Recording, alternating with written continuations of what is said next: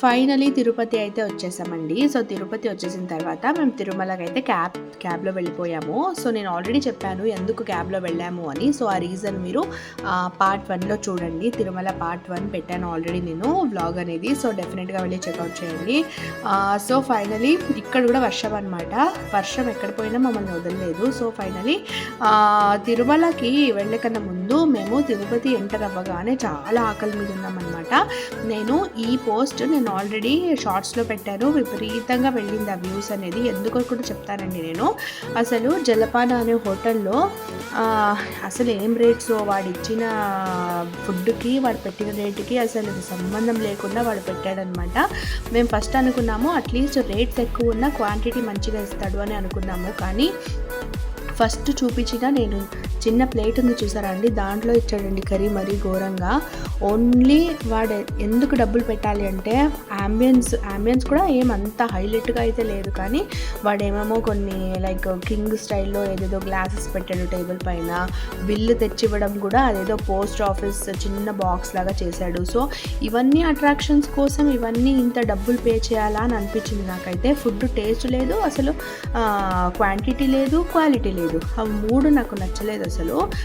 ఇంకో మాటకు వస్తే సో తిరుమల అంతా ఎక్స్పీరియన్స్ బాగా జరిగిందండి. సో మాకు దర్శనం ఆల్మోస్ట్ 4 hours పట్టింది. చాలా బాగా జరిగింది దర్శనము. ఫైనల్లీ ప్రసాదం తీసుకొని మేమైతే మళ్ళీ తిరుపతికి కింద వచ్చేసామన్నమాట. వచ్చేసి రెస్ట్ తీసుకొని నెక్స్ట్ డే మార్నింగ్ కంచికి బయలుదేరిపోయాము. కంచికి వెళ్ళే కన్నా ముందు ఫుల్ వర్షము, భయంకరమైన వర్షము. అక్కడ ఒక హోటల్ ఉండింది. సో హోటల్లో ఈ తమిళనాడు సైడ్ చాలా ఫేమస్ అని అంటారు. సో అందుకే మేము అక్కడ ట్రై చేద్దామని వెళ్ళాము. ఇక్కడ కూడా చాలా డిసప్పాయింటెడ్ అండి. అంటానని కాదు కానీ అందరు అనుకోవచ్చు లైక్ ఎక్కడికి వెళ్ళినా ఈమెకి ఫుడ్ నచ్చదు అని. అలా కాదండి.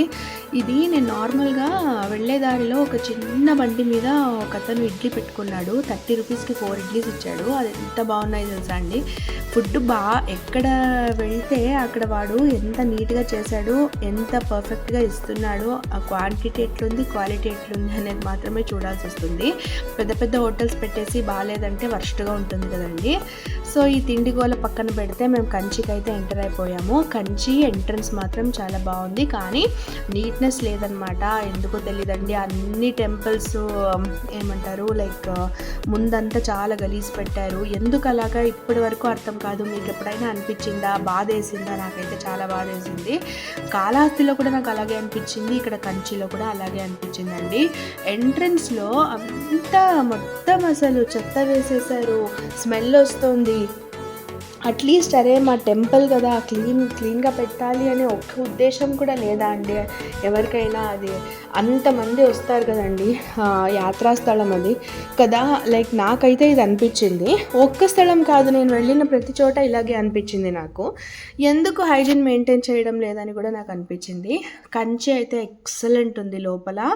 ఇక్కడంతా మీరు చూస్తున్నారు కదా. మేమేం చేసామంటే లైక్ ఫుల్గా ప్రదక్షిణం వేసేసి దాని తర్వాత క్యూలో నిలబడ్డామన్నమాట.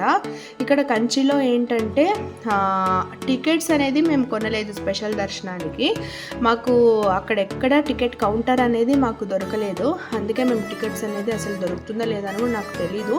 సో ఫైనలీ ఇక్కడ నార్మల్ దర్శనం అయితే మేము నార్మల్ క్యూలో అయితే నిలబడ్డాము.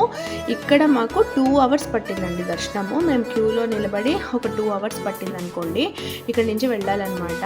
సో కొంచెం ఎండబడింది, మళ్ళీ ఒక 1/2 hourకి మళ్ళీ వర్షం పడిందనమాట. సో చాలా క్లైమేట్ అటు ఇటు కాకుండా భలే సతాయించింది మమ్మల్ని. సో పర్లేదు, బట్ స్టిల్ చాలా బాగా జరిగింది దర్శనము. అమ్మవారు అయితే అసలు చూడగానే నాకు చాలా బాగా అనిపించింది. అలంకారం కానివ్వండి చాలా బాగా చేశారనమాట లోపల.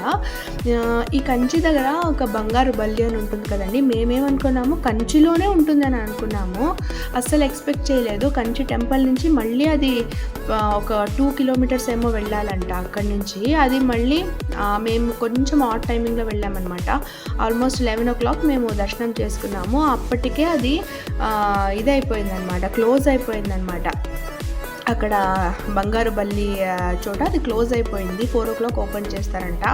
ఇంకా అంత టైం ఎందుకని మేము కూడా వెళ్ళలేదు. సో అదొక్కటి చాలా మిస్ చేసుకున్నాం మేము. చాలామంది కంచికి వెళ్ళేదే మెయిన్ లైక్ అది చాలా మంచిదంటారు, బంగారు బల్లిని ముడితే దోషాలన్నీ పోతాయంటారు. బట్ నెక్స్ట్ టైం మేము వెళ్తే డెఫినెట్గా అలా ప్లాన్ చేసుకోవాలి.